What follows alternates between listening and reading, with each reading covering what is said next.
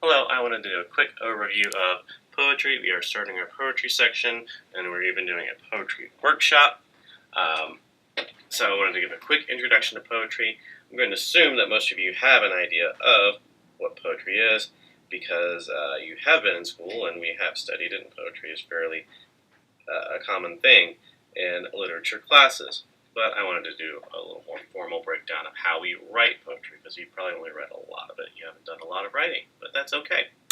So general definition of poetry is this is kind of my own wording. It's not really anything that comes from anywhere, but for me, it's a form of writing that shares emotions, ideas, and feelings through words, images, and sounds. And whatever you see will have something similar.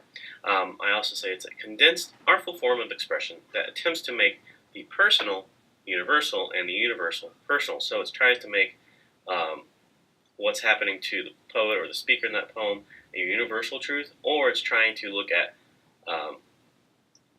the opposite way, taking something big and making it personal.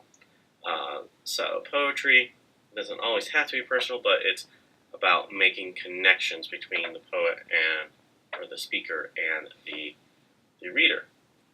It sounds like a monumental task. It sounds really serious.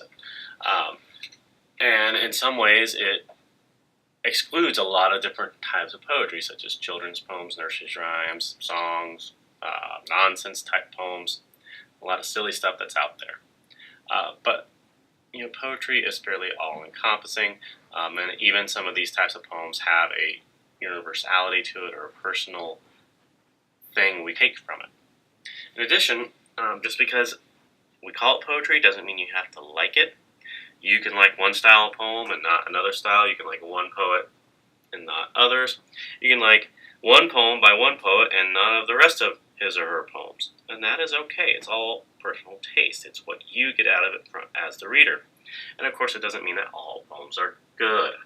Definitely not all poems are good. And part of that is how we relate to it. The poet might think he's doing something great, but that may not be the case. So you have to realize that poetry is a big genre. It's been around for thousands of years. I like to think of poetry as alive. That speaker, not the poet, but the speaker, is continually speaking to us. We hear the voice as we are reading it, which also means that the interpretation isn't always fixed. We can take something new from it. So you can take the same poem and read it at different times in your life and get something different from it. It develops, it grows with us. And of course, poetry doesn't always have to be serious. Sometimes in the humorous poems, we're able to see something else about life. So we have to remember that poetry is an expression. It reflects the spirit of the poet.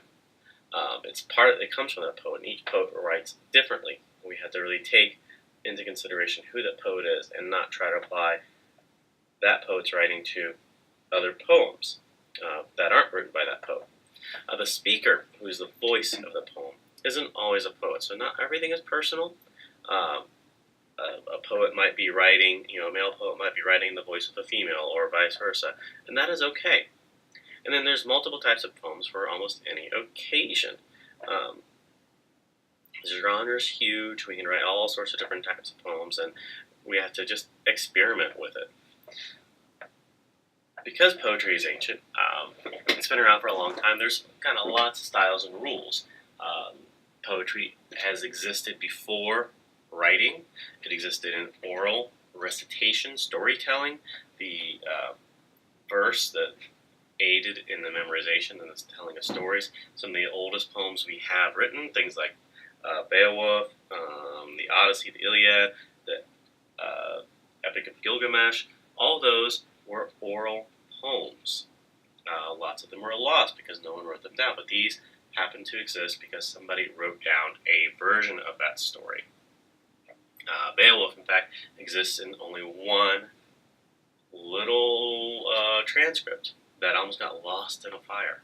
So it's been around for a very long time. There's lots of interpretations of what it means. Aristotle, 3,000 years ago, wrote his own rules of poetry, and that can be applied to not just poems, but drama and fiction and nonfiction, all types of writing. So to help us understand a little bit more about poetry, we'll look at some of the parts or the elements of poems. The most basic part of poem is the line. It's the first thing you see. The line length, it tells you kind of what you're getting into. A line is just a single phrase. It's one line. I don't know what else to call it, but if we look at the James Tate poem, you can see that on 317, the Blue Booby,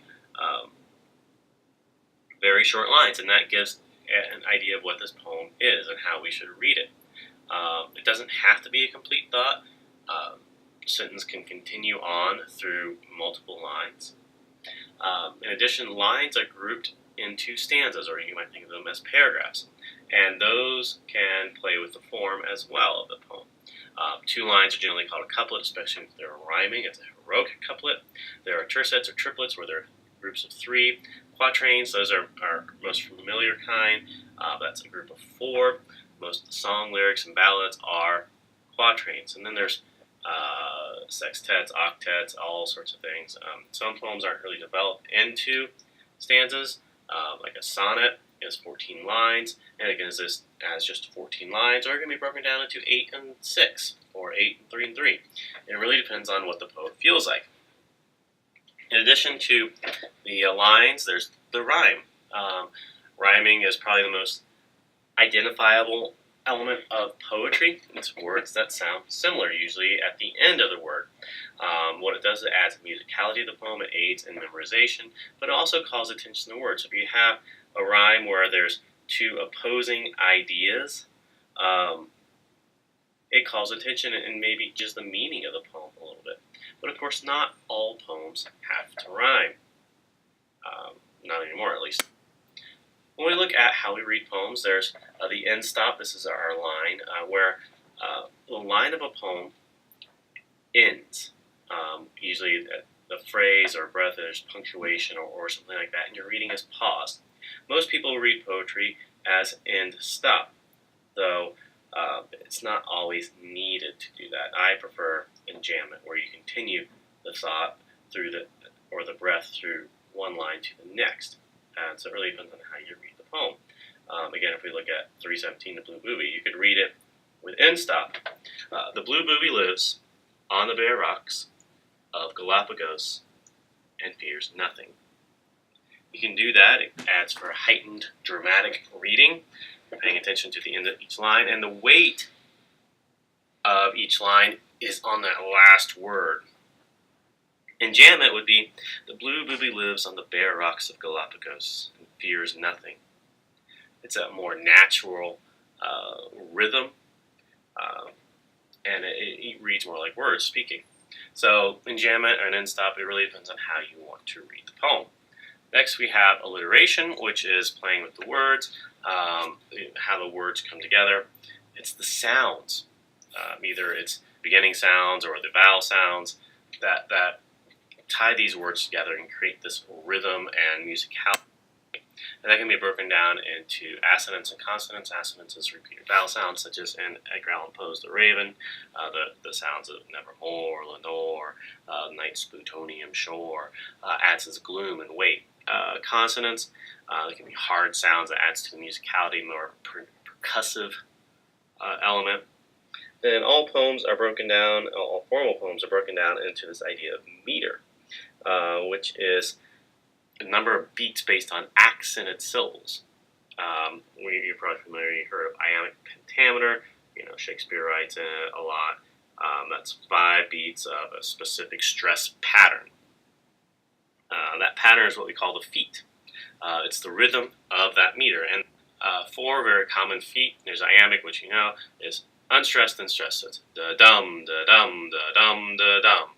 And there's trochee, which is the opposite, which is, again, 2 feet. Da-dum, da-dum, da-dum. And you can blend those around if you really want to, but generally it stays in one kind of foot. Then there's anapest, which is 3. It's basically the iambic with just an extra little beat. Da-da-dum, da-da-dum, da-da-dum. And then there's dactylic, which is just the opposite. Dun, dun, dun, dun, dun, dun. So it adds a different style to it. And you don't need to really worry about these too much right now, but it's good to know that they are there when you start to read. All this leads to formal types of poetry. There's hundreds of different types of forms. I don't even know them all, but there's just lists of them out there. Sonnets, ballads, sestinas, terza-rimas, villanelles, haikus, those types of poems you might have heard. Then there's ankus, there's octava rimas, there's just heroic couplets, there's ballads, there's everything that's out there. And you can find one that just fits you. These poems kind of lend to a specific style, but you don't have to write in a form.